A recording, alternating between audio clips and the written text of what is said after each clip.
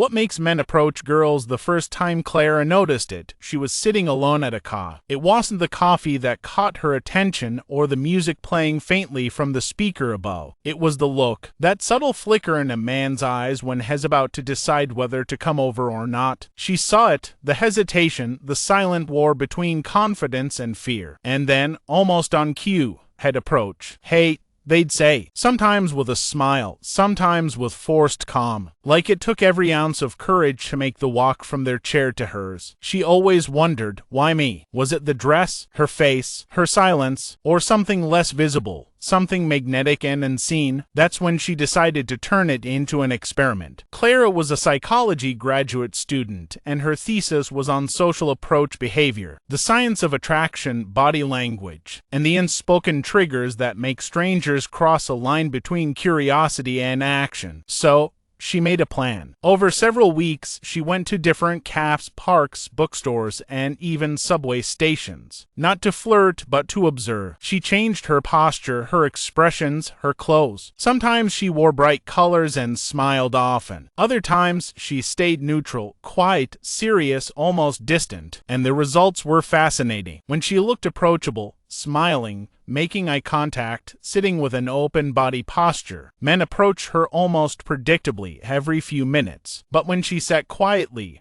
reading with headphones, lost in her own world, no one dared. Until one man did. He wasn't like the others. He didn't hover awkwardly or pretend to ask about the book she was reading. He simply sat down across from her and said, "You look like someone who wants to be left alone, but also doesn't." That line, bold, direct, and unsettlingly accurate, broke the pattern. His name was Evan, and he was a writer. They started talking, first about the book in her hands, then about people, fear, and what it meant to be brave in an age where connection felt like gambling. When she told him about her research, he laughed. "So you're studying what makes men approach women," he said. "Let me guess. Confidence, beauty, body language, right?" Clara nodded, but then she asked him, "So why did you approach me?" "I wasn't smiling, I wasn't open, I was practically sending do not disturb signals." Evan looked at her for a long moment and said quietly, "Because it wasn't about you. It was about me." Those words stayed with her for days, because they flipped everything she thought she knew about attraction. Maybe men didn't approach women because of what they saw, but because of who they felt like when they did. Confidence wasn't about the girl.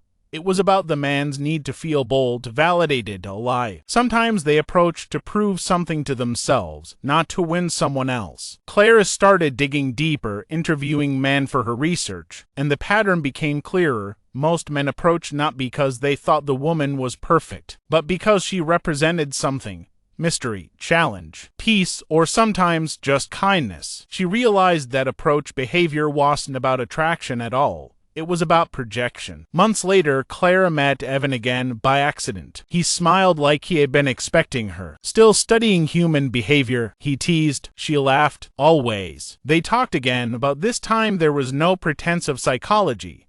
No observation, no experiment, just two people who had once been subjects in each other's curiosity. At the end of the night, he said, "You know, sometimes we approach people not because we're looking for answers, but because something in them feels familiar." Clara didn't respond. She just watched him leave, calm, certain, with the quiet confidence of someone who already understood himself. And for the first time, she realized something she hadn't written in her research. It isn't beauty, confidence, or posture that makes men approach girls. It's recognition, that fleeting, electric moment when someone reminds you of something you've been missing in yourself. Part E, the pattern that looked back. Clara didn't see Evan again for months after that second meeting, but he haunted her research like an unsolved equation, his voice echoing between her notes and hypotheses. Sometimes we approach people because something in them feels familiar. She had written those words in the margin of her notebook, not as data, but as confession. Her study had begun to grow beyond its academic purpose. She had received approval from her advisor to conduct controlled experiments, settings with hidden cameras ethically approved, of course, tracking the body language and timing of approach interactions. But something strange started happening. Every time Clara observed an interaction between a man and a woman, she began recognizing patterns. The same smiles, the same stammers, the same nervous laughter she once thought were random. It was as if human attraction followed an invisible script written somewhere deep inside us. Still, something about it unsettled her. One evening, she reviewed footage from a call, one she hadn't visited since her first encounter with Evan. She froze the frame. The man in the video,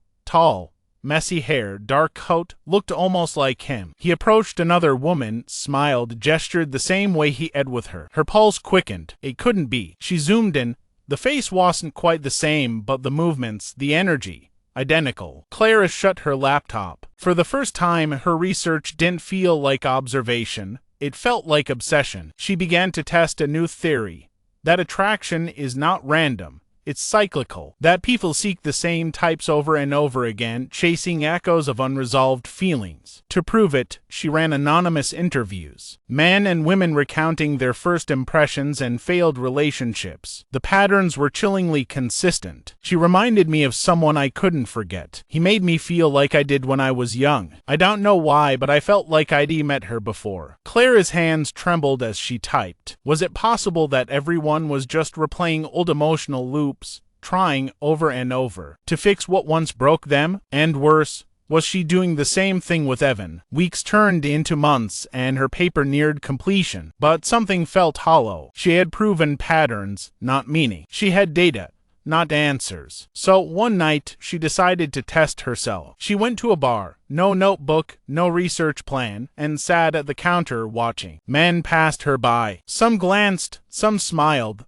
Most looked away, until one man walked straight up and said, "Do you believe in coincidence?" Clara almost laughed. It was too rehearsed, too obvious, until she looked into his eyes. They were the same shade of gray as Evan's. He introduced himself as Dylan, an artist. They talked for hours about art, psychology, loneliness. It was easy, effortless, too effortless. Something about the way he spoke, the way he mirrored her, made her uneasy. Later that night, after he left, Clara looked him up online. No social media, no trace. Only one art gallery listing from 2 years ago, a small, local show titled The Familiar Faces. Her breath caught. Was it possible she had been approached the way she once approached others? Not for who she was, but for what she represented. She met Dylan again, then again, and with each meeting, the boundary between researcher and subject, observer and observed, began to dissolve. He said things that unnerved her, like he already knew what she was going to say. Once, when she confessed her fear of repeating the same emotional mistakes, he simply said, "Maybe that's what draws us together, the same mistakes, searching for a different ending." It was hauntingly similar to something Evan had once said. That night, she dug out her old notes. Every quote, every conversation. Evan and Dylan. Different men. Same words. Clara's world began to fracture. She couldn't tell if she was discovering something profound about human behavior, or falling into her own experiment. Was attraction just repetition? Was love merely recognition of a pattern, a memory, a wound? She found herself texting Dylan late at night. Not about love or research, but fear. "Do you ever feel like you're not choosing the people you meet, like they're choosing you?" He replied within seconds. "We all think we're choosing, but maybe we're just responding to something older than memory." Clara didn't sleep that night. The next morning, she went back to her notes and looked at the timeline of her research. Every test, every interaction, every subject she had observed, and realized something terrifying. Each man who approached her had shared at least one identical feature, a habit, a phrase, or a subtle resemblance to someone from her past. Evan. Her first love. Her absent father. Her ghost. It wasn't them she was studying anymore. It was herself. She closed her thesis that night, not with data or proof, but with a single line written at the bottom of the final page. "Greater than what makes men approach girls. The same thing that makes us return to the fire even after it's burned us. Recognition." Then she turned off the light, her reflection catching in the dark window. A woman who had finally realized that she wasn't the observer at all. She was the experiment. Part E. The mirror theory. The following weeks blurred together. Clara moved through her days like a ghost wearing her own skin. Classes, lectures, research notes.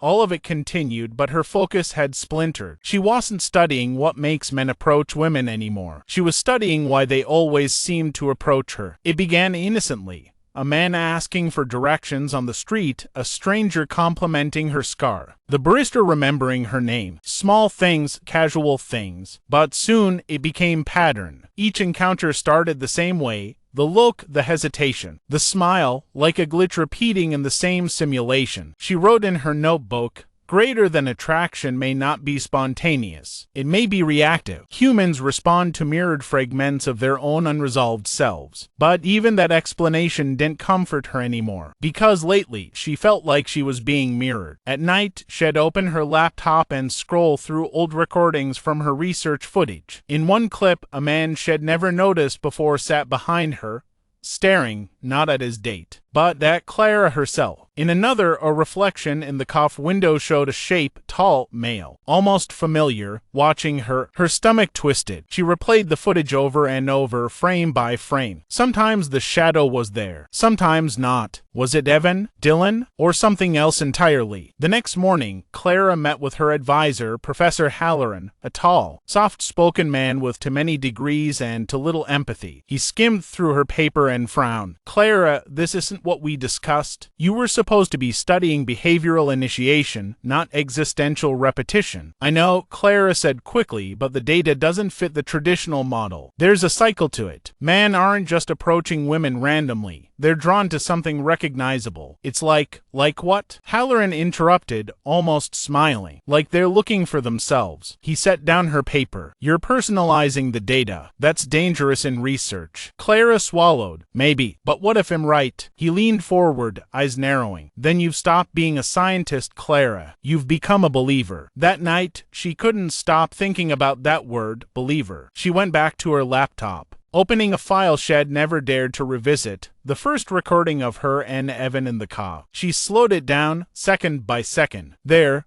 in the reflection of the cough glass, a figure moved just before Evan sat down. A man in a dark coat watching. It wasn't Evan. It wasn't anyone she recognized. And when she zoomed in, frame by frame, the reflection looked directly into the camera, right into her. She slammed the laptop shut. Days passed. Clara tried to bury herself in work, but paranoia gnawed at her mind. Every stranger's glance felt too deliberate. Every conversation felt scripted. Dylan stopped texting. His number disconnected. His gallery listing gone. She went back to the cough, desperate to find him or Evan, or anyone who could confirm she wasn't losing her mind. The cough looked different now. Colder, emptier. The barista was new. No one remembered a man named Evan. No one remembered the old cameras she'd once installed for her study. It was as if the entire experiment had been erased. That night, Clara received an email. No subject line. No sender. Just a single attachment, a video. When she opened it, her screen filled with static. Then,